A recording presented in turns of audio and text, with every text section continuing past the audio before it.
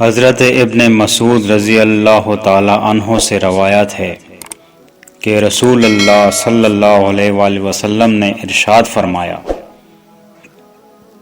کہ قیامت کے دن لوگوں میں سب سے زیادہ مجھ سے قریب درود پڑھنے والا ہوگا۔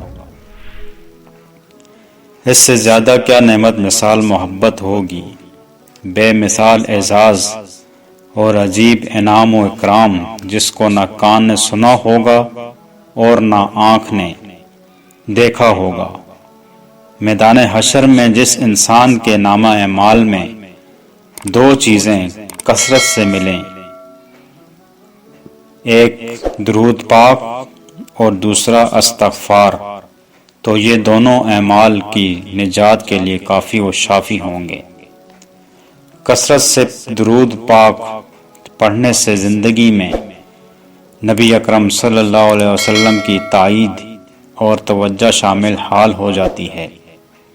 اس لیے درود پڑھنے والے کا ہر کام آسانی کے ساتھ ہوتا چلا جاتا ہے اور زندگی کے تمام راستے صاف و روشن اور ہموار ہوتے چلے جاتے ہیں۔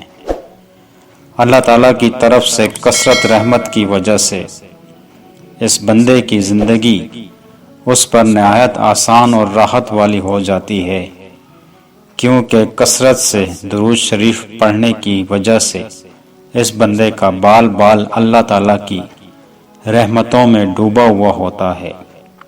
اس وجہ سے بزرگوں کا قول ہے کہ درود پابندی سے پڑھنے والا بھیانک زندگی سے نکل کر روحانیت والی پاکیزہ زندگی میں داخل ہو جاتا ہے۔